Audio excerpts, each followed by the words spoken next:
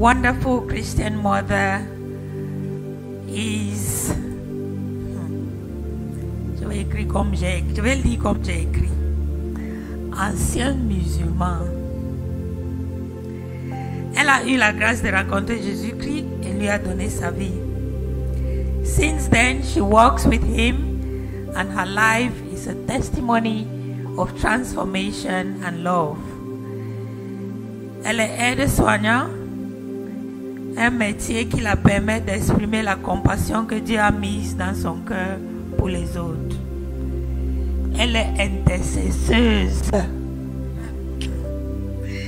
et a la cœur d'encourager les femmes afin qu'elles découvrent leurs identités et leurs valeurs en Christ. Les frères et sœurs, aidez-moi à accueillir Maman Deborah Balkissa. Et elle est originaire du Niger. Voilà le drapeau.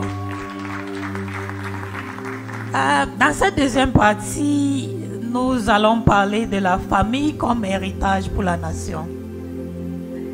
Les familles ne sont pas seulement les lieux de naissance pour les enfants, mais aussi là où se forment les leaders, les citoyens et les générations futures. Comme dit Proverbe 22:6, instruis l'enfant selon la voie qu'il doit suivre, et quand il sera vieux, il ne s'en détournera pas.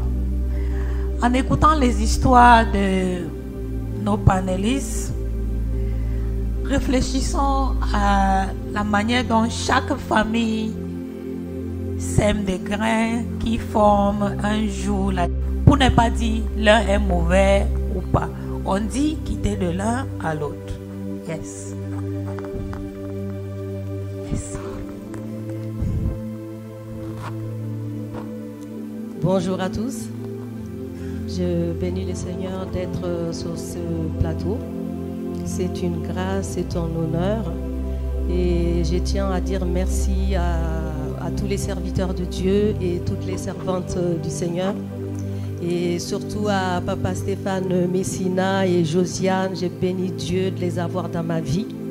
Et depuis, ma vie a changé, ma vie va de gloire en gloire, je dirais. Amen. Depuis que je les ai rencontrés, amen, franchement, je vois la main de Dieu, la fidélité de Dieu. Donc, aidez-moi à les acclamer. Amen. Tout d'abord, je vais me présenter. Je m'appelle Déborah. Et avant de m'appeler Déborah, je m'appelais Balkissa, je m'appelle toujours Balkissa parce que c'est le prénom musulman que mes parents m'ont donné. Donc moi je suis du Niger, je suis née d'un père Haoussa et d'une mère Germa Foulani. Donc l'islam c'est ce que je connais parce que je suis née dedans, je n'ai pas connu autre chose. Donc j'ai grandi avec, on va dire, les rites islamiques, les prières et tout le reste.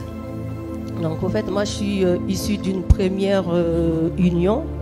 Donc ce qui fait que quand j'étais petite, j'ai vécu plutôt avec ma mère et mon beau-père et mes frères et sœurs. Et moi je suis l'aînée de la famille. Et ce qui faisait que, comme Marie l'a expliqué par rapport à son père qui était violent, moi, c'était le contraire, c'était ma mère. Elle était vraiment, vraiment violente. Donc, on était 3 filles. Elle voulait tellement qu'on soit parfaite. Elle voulait qu'on soit des modèles, qu'on soit des exemples. Et je pense que ça a été une obsession pour elle. Donc, du coup, moindre bêtise, moindre écart, c'était les fouets. Elle pouvait nous enfermer, nous battre jusqu'à avoir la peau qui tombait. Et moi, étant l'aînée, des fois, j'entendais même mes petites sœurs qui criaient. Je pouvais pleurer, la supplier. Au fait, jusqu'à ce qu'elle-même, elle se fatigue. Donc, quand Marie, elle expliquait sa situation, ça m'est revenu un petit peu. Assise là-bas, j'avais même des larmes. Et donc, j'ai grandi dans ce contexte-là jusqu'à l'âge de 12 ans. Et à chaque fois que mon père venait me chercher pour m'amener à la maison, au fait, je ne lui disais pas ce qui se passait à la maison, je cachais. Donc un jour, il s'avère qu'il a compris, parce que j'avais des traces partout. Et il s'est demandé qu'est-ce qui se passe. Et franchement, et le pire, c'était même pas ça. C'est que quand il m'a vu, il était venu me chercher. Il m'a vu et j'étais tellement triste et j'avais un foulard. Et il me dit, mais pourquoi tu as un foulard? Parce que je pratiquais l'islam, mais je n'étais pas forcément voilée. Et voilà. Et donc, je lui ai dit, au fait, j'ai fait une bêtise. Non seulement ma mère, elle m'avait frappée, mais elle m'avait rasé la tête. Et elle m'a rasé la tête. Et pour nous, c'est une humiliation. C'est vraiment humilier quelqu'un, briser quelqu'un. Et même pour aller à l'école, j'avais honte. Parce que moi, j'avais des longs cheveux. Du jour au lendemain, je me suis retrouvée avec le crâne rasé. Donc, mettre le foulard pour partir, les amis savaient ce qui se passait. Donc, il y en a qui essaient même d'arracher pour savoir ce qui se passait. Donc là, quand j'ai dit ça à mon père, il a compris. Il dit, mais depuis quand que ça dure? J'ai dit, ça a toujours été comme ça. Donc, vite fait, il est venu, il a ramassé mes affaires. Et comme à l'époque, mon père n'était pas marié, il vivait seul avec ses cousins dans la maison familiale. Et ce qu'il a fait, il a fait venir ma grand-mère, qui est sa mère du village, pour rester à la maison, afin que moi aussi je puisse vivre dans la maison. Donc là, la belle vie commence, j'étais dans la joie, le bonheur. Et comme il savait que j'ai souffert, donc du coup, il me privait de rien. Il me donnait tout ce que je voulais, tout ce que je demandais. Il essayait vraiment de compenser tout le mal qui m'a été fait et que lui, il n'était pas au courant. Donc j'ai grandi comme ça. Donc ma grand-mère étant Hausa, donc les Hausa sont très très pratiquants par rapport à la tribu de ma mère. Donc là vraiment je commençais cette fois-ci à pratiquer l'islam, à pratiquer mes prières et même des fois à sortir voilée parce que ma grand-mère, elle m'enseignait comme ça. Et au fait je vais juste raconter une petite histoire parce que quand je vais raconter la façon dont j'ai rencontré le Seigneur, vous allez voir le pourquoi. Donc, un mois de Ramadan, j'avais 13 ans, 14 ans, quelque chose comme ça. Ma grand-mère, elle a dit, aujourd'hui, c'est la nuit du destin. Donc, il faut vraiment qu'on aille à la mosquée. Et normalement, c'est une veille de prière. On reste toute la nuit. Ça s'appelle la nuit du destin. Et on dit, cette nuit, à elle seule, vaut mieux que 1000 mois. C'est à cette nuit que tu peux demander pardon à Allah et qui peut te pardonner de tout ce que tu as pu commettre. Enfin, il y avait beaucoup de récompenses. Il fallait aussi faire des aumônes. Et donc, ma grand-mère, elle a dit, tu t'habilles, tu mets la burqa, tu mets tout ce que tu veux. On prend les nattes, toutes les deux, après la coupure du Ramadan. On va justement à la mosquée. On se dit un prophète spécial, un prophète qu'on appelle la parole de Dieu, qui a l'esprit de vérité, et il a dit à Nabi Issa.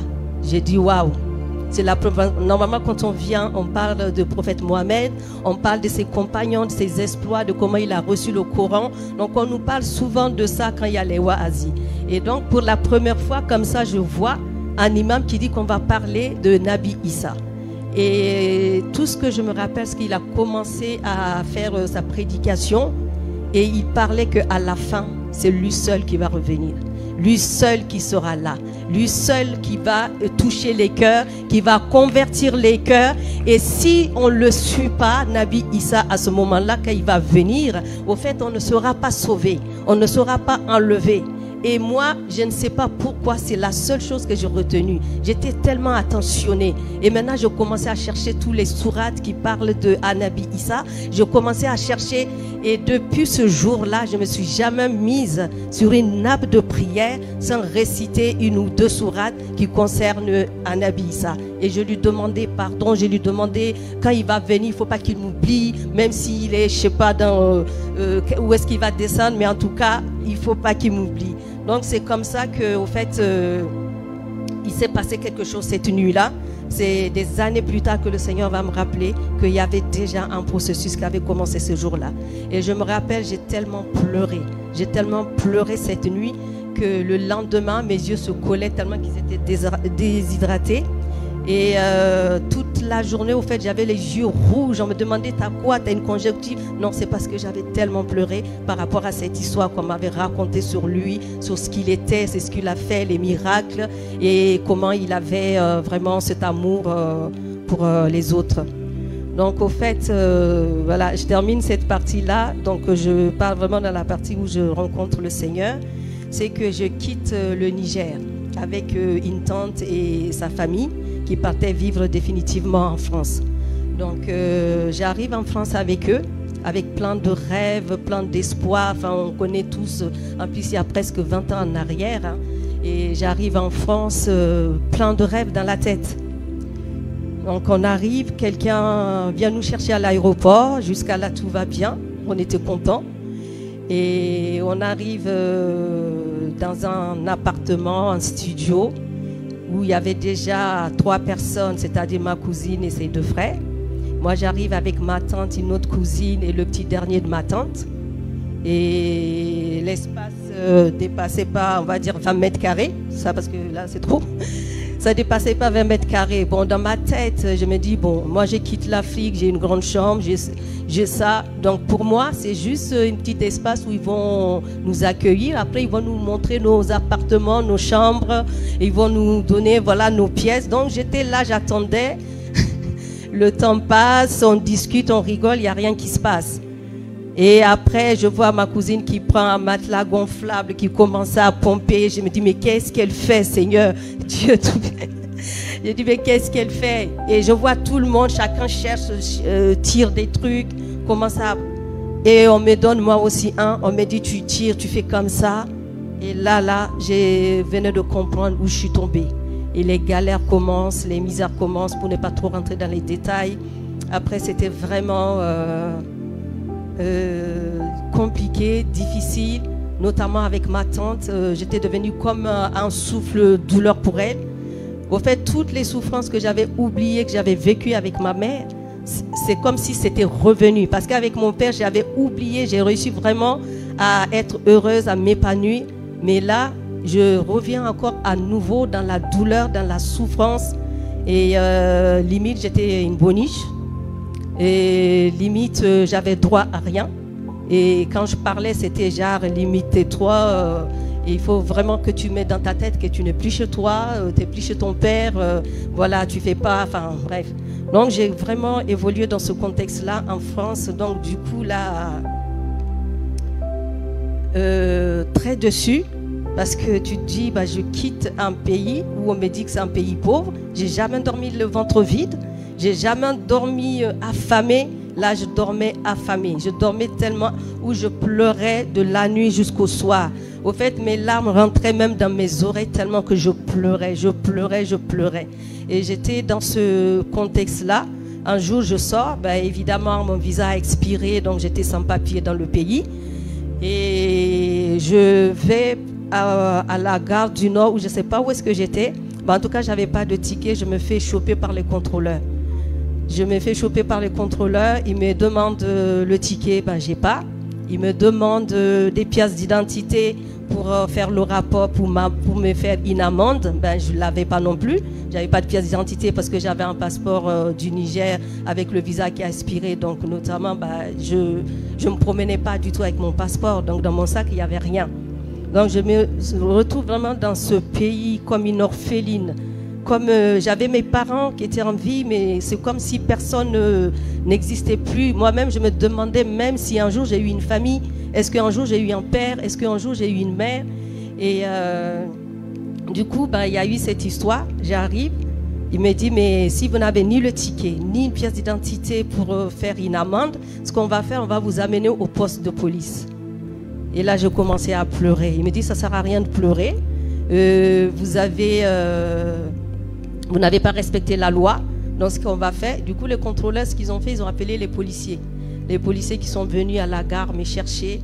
Et là, franchement, mon monde s'écroule. Déjà que j'étais hyper malheureuse, hyper triste. Et là, me voir dans une voiture de police. J'étais jeune, je n'avais pas commis de crime. Et on est en train de m'amener au poste. Donc là, on arrive au poste de police. Ils ont dit, au fait, c'est pour faire des auditions. En fait, je n'étais pas la seule. On était nombreux parce qu'ils ont fait des rafles. Ils sont descendus à la gare. Donc, du coup, ils ont eu quand même beaucoup de personnes, soit en situation irrégulière comme moi ou d'autres délits. Donc, ils nous ont tous pris dans une voiture. Ils nous ont amenés. Et là, on arrive, on commence à auditionner chacun à son tour. Et tout de suite, quand c'était mon tour, il y a une policière je vais vers une policière, c'était mon tour, et elle commence à me poser des questions. Elle me dit mon nom, mon prénom, et donc moi je lui donne le nom de ma cousine, parce que ma cousine elle est française. Je lui donne le nom de ma cousine, elle tape, elle me regarde. Elle me dit, mademoiselle, tu as intérêt à dire ton vrai nom. J'ai dit, si, c'est mon nom, je m'appelle comme ça et tout. Elle m'a dit, tu as intérêt à dire ton vrai nom. Et elle était tellement insistante, je ne comprenais pas. Elle me dit, la personne que je vois assise devant moi et le nom que tu m'as donné, le casier judiciaire de plus de 3-4 pages que cette personne a, toi, tu n'es pas capable de faire ça. Je te regarde, je sais que ce n'est pas toi. J'ai dit, si, c'est moi. Et du coup, là, elle trouve le numéro, justement, de la mère de ma cousine, qui est ma tante en question. Et elle appelle. Elle dit, oui, madame Intel, c'est la police de je ne sais pas quoi. Je suis avec votre fille Intel. Elle me dit, mais madame, vous rêvez? Moi, je suis ici avec ma fille qui est en face de moi. Et vous me dites que ma fille est dans vos locaux à la police. Et là, je compris que je suis grillée et qu'il fallait vraiment que je parle. Parce que la fille en question, en fait, était juste à côté d'elle. Malheureusement pour moi, ce jour-là. Et donc, du coup, elle a expliqué la situation à ma tante, comme quoi, finalement, elle a dit qu'elle c'est votre nièce. Et voilà. Donc, du coup, la policière, je suis retournée encore dans la cellule en question. Et il y a ma cousine qui est venue avec des sœurs en Christ, parce qu'elle venait aussi d'accepter le Seigneur, faisait sa marche comme elle pouvait. Et elle est venue avec des sœurs, justement, à la gare du Nord, au poste de police. Et ces sœurs-là sont venues vers moi, vers les barrières, parce que j'étais à l'intérieur et on ne pouvait pas trop... on se voyait, mais voilà, moi j'étais à l'intérieur et eux à l'extérieur. Et donc ces femmes-là qui étaient des sœurs, à l'époque je ne comprenais pas, elles ont commencé à me parler. Déjà avant, elles me parlaient des fois, je leur dis, au fait, moi je ne vous dérange pas avec ma religion.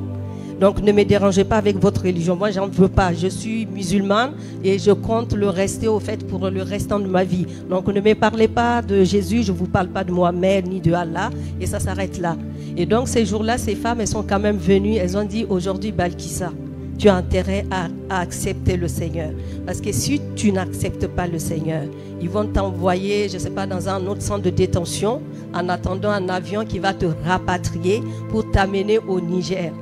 Et franchement, quand elle disait ça, j'avais en moi une colère. J'ai dit, mais à quel moment tu t'as cru que c'est parce que je suis dans une cellule que je veux accepter Jésus? Tu crois que parce que je suis dans des épreuves, dans des combats, que tu vas me présenter Jésus et je vais te dire que j'accepte Jésus? J'ai dit, tu as rêvé. Elle-même, elle était choquée. Elle dit, on est venu l'aider, la soutenir, comment qu'elle nous parle. Et je la regarde, j'ai dit, tu sais quoi, ton Jésus, je ne l'accepte pas. J'ai dit, le Niger, c'est pas l'enfer. S'il faut aller même en enfer, j'irai en enfer. Mais ton Jésus, je n'accepte pas. Et la sœur, elle était tellement scotchée, elle était tellement dépassée, elle est restée comme ça. Pendant des secondes, elle me regardait et dit, waouh, dis donc. Elles sont parties et franchement, quand je suis partie m'asseoir après avoir dit cette phrase, et ça, je n'oublie jamais. Il s'est passé quelque chose. Je savais que je venais de dire quelque chose qui ne devait pas sortir de ma bouche. J'étais tellement envahie de tristesse. Je pleurais. Alors que depuis des heures, j'étais au poste. Je n'avais pas pleuré. J'attendais juste mon sort de ce qui va se passer. Mais là, le fait d'avoir dit cette phrase-là, c'est comme si quelque chose s'est passé. Et j'ai commencé à pleurer. Je commençais à pleurer. Et la policière qui faisait la ronde, elle est venue. Elle m'a dit, mais qu'est-ce qu'il y a? Pourquoi tu pleures? Je ne répondais pas. Du coup, elle a ouvert le truc, la cellule. Elle m'a fait sortir. Elle m'a dit, tu sais quoi? Il y a la relève qui va venir parce que c'est la fin de la journée. Et il y a l'équipe de nuit qui va reprendre. Elle m'a dit, si l'équipe de nuit arrive, je ne sais pas ce qui va se passer avec toi. Maintenant, ce qu'on va faire, viens, on va faire comme si tu n'as jamais fait partie de la liste. Je veux te faire sortir. Et non seulement elle me fait sortir, elle efface toute trace. Et elle m'a dit, est-ce que tu as un ticket pour repartir chez toi? J'ai dit, je n'ai rien. Dans mon sac, il n'y avait pratiquement rien. Et elle m'a dit, écoute, pour ne pas prendre un autre risque de te faire attraper par le contrôleur, je vais te donner une pièce. je vais te donner quelque chose, tu vas pouvoir. Donc elle a demandé la zone dans laquelle j'habitais pour pouvoir me donner l'argent qui correspondait. Donc cette policière que je ne connaissais de nulle part, le Seigneur l'avait touchée. Non seulement elle me fait sortir alors que toutes les autres avec qui on étaient restés dans la cellule. Elle m'a dit, tu es trop jeune pour vivre ça, tu vas partir. Elle me donne le billet, je pars, j'achète un ticket, je rentre chez moi. Et quand j'arrive, je trouve ma tante, tout le monde. C'est comme si ça faisait la fête. Ils étaient étonnés de me voir. Ils me disent, comment tu as fait pour sortir? Comment tu as fait pour sortir? Et moi, dans ma tête, et pour les provoquer, j'ai dit, ben, écoute, Allah ne m'a pas oublié. Donc, en disant encore cette phrase, je sentais que là, non, c'était trop. Et puis, je suis partie, je fais mon cheminement comme ça. Encore là, j'ai toujours pas accepté le Seigneur ou quoi que ce soit. Et ce que je veux dire, je bénis le Seigneur. Parce qu'au fait, les personnes qui ont commencé à me parler de Jésus, c'était des Camerounais. Ils priaient pour moi. Le jour même que j'ai accepté le Seigneur, il m'a dit, Balkissa, regarde, ton nom était écrit sur mon frigo. Tous les jours, je priais. J'ai dit, Seigneur, cette fille a beau avoir le cœur dur. Rien n'est impossible à toi. Et le Seigneur vraiment, et c'est ça, quand je me suis retrouvée ici au Cameroun, j'ai dit non, c'est pas un hasard. Et le jour que j'ai accepté le Seigneur, c'était un papa gabonais et sa maman qui étaient venus directement de Gabon, qui ont été vraiment des piliers pour moi. Et je me rappelle, ma cousine, elle m'avait invitée, alors qu'avant, je refusais les invitations. Mais avec tout ce qui s'est passé, je savais qu'il y avait quelque chose qui était déclenché à moi. Donc, je suis venue quand même dans une cellule. Je ne comprenais rien de ce qui se passait. J'étais même choquée que les gens tapaient les mains, soi-disant qu'ils priaient, ils sautaient, ils dansaient. Non, ça a été un choc parce que moi, au Niger, je n'ai jamais été dans une église, rien. Et ça m'a tellement choquée. À un moment même, des fois, je raconte ça à mes soeurs. Je me suis dit, est-ce que je ne suis pas dans une secte? Est-ce qu'il va pas se passer quelque chose de bizarre? Et franchement, ces jours-là, ce prophète avait commencé à parler du Seigneur, de l'amour de Dieu. Et là, moi-même, toute seule, sans même qu'on fasse l'appel, je commençais à crier, Jésus, tu es Dieu. Jésus, tu es Seigneur. Jésus, tu es le Maître. Jésus, tu es mon roi. Et Jésus. Et au fait, je criais toute seule. Même ma cousine, elle m'a dit, mais moi-même, je suis convertie depuis les prières que tu sortais. D'où ça te vient? Moi-même, je ne savais pas. Et ce jour-là, le Seigneur venait de me toucher, de vraiment rentrer dans ma vie. Et comme j'ai dit, ça a commencé par les Camerounais, mais le jour que j'ai accepté le Seigneur, c'était une autre nation qui était là. Et après, eux-mêmes, ils ont su que vraiment le Seigneur m'a touché. Et depuis là, je marche avec lui. Je marche. J'ai eu des épreuves, j'ai eu des combats, mais il ne m'a jamais lâché. Il s'est toujours présenté comme l'ami fidèle. L'ami fidèle. Et un jour, je reçois dans un songe comme une balle. Je reçois cette balle-là. Au fait, on était comme dans un rassemblement. Et on entend un bruit, un coup de fusil. Et tout le monde se demandait d'où ça sort, d'où ça sort. Et moi-même, je regardais. Et finalement, je me rends compte, au fait, c'est moi, j'avais été touchée. Et j'ai été touchée, j'avais du sang qui coulait, je commençais à m'évanouir. Et tout le monde venait autour de moi pour dire, c'est bon, c'est fini. Elle va mourir, elle va mourir. Et moi-même, j'étais consciente que je vais mourir. Qui m'a tiré dessus? Je ne savais même pas poser les mains. Et il m'a dit, je suis ton ami fidèle. Et tout de suite, le trou que la balle m'avait fait était refermé. Il n'y avait plus de cicatrices. Il n'y avait plus rien. Et je commençais à crier. Et depuis le jour-là, je marche avec cet ami fidèle. Dans les épreuves, dans les combats, il ne m'a jamais oublié. Il ne m'a jamais délaissé. Il a toujours été là. J'ai vécu le deuil. J'ai vécu la souffrance. Il a été là. Il ne m'a jamais abandonné. J'ai vécu la stérilité. Il a été là. Il ne m'a jamais délaissé. Et je veux vraiment bénir ce Dieu qui a transformé ma vie, qui a bouleversé ma vie, qui a changé ma vie. Juste pour finir, avant, ma famille disait, on va prier pour toi. C'est parce que les chrétiens ont été gentils avec toi pendant que tu étais maltraité dans cette famille. C'est pour ça que tu t'es senti redevable pour accepter le Seigneur. Donc on va prier. Il faisait des sourates, il faisait le Coran du matin au soir pour que je puisse revenir à l'islam. Au fait, je ne suis jamais venue. Et maintenant, je bénis le Seigneur. C'est eux qui me demandent de prier pour eux. Wow. Ne serait-ce que ce matin, je reçois un SMS. Dans votre conférence, n'oubliez pas de prier pour nous. Amen. Et je rends grâce au Seigneur. Amen. Amen. Wow. Amen. Amen. What a powerful testimony. What a powerful testimony. Wow, Mama, bravo. Congratulations for your story. Your testimony is transformational. And I like the way you put it. You saved the best for the last. The way your faithful friend showed up in your time of need. Who could have imagined? And just this morning, your Muslim family has asked you to pray for them during this conference. Can we give a hand clap to Jesus? Thank you very, very much. So that first testimony sets the foundation for us to have a conversation. And I see the gospel artist. She wants to sing. Please give us a song of gratitude. When she was ending the testimony, honestly, I was singing in my soul. Please sing. And I was saying, oh Daddy, you gave me a song, but when I'm listening to this sister, wow. Yes. And oh my God, the song is Mon âme soupire. Can I please? Please. Mon âme soupire près toi et mon esprit en moi te cherche, toi seul le désir de mon cœur et je vis pour t'adorer.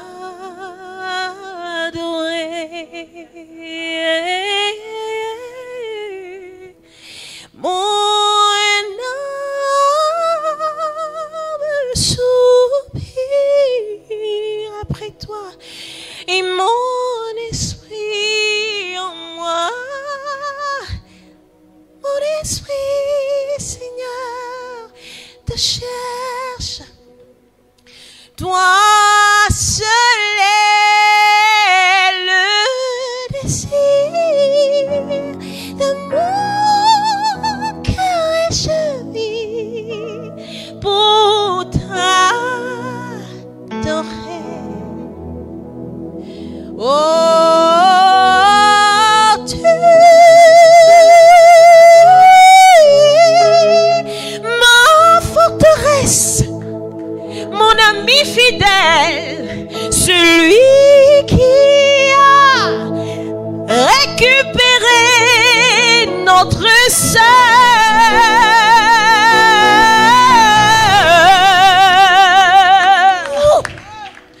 Toi seul est, Seigneur Jésus, Seigneur Jésus, le désir de nos cœurs est ici ce soir.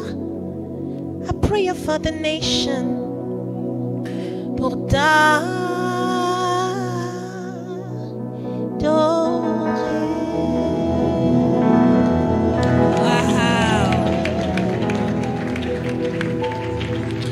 Glory be to Jesus.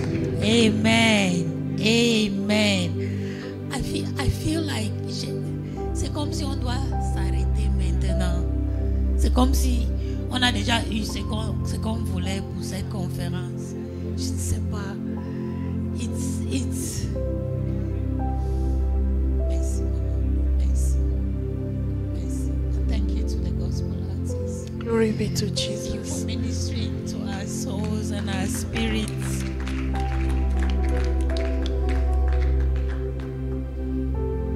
What a touching testimony. When we did the table draft 2 days ago, je ne pouvais pas imaginer qu'en racontant l'histoire, le témoignage avec les détails, ça allait être si touchant. Parce qu'on a eu une séance de travail jeudi, mais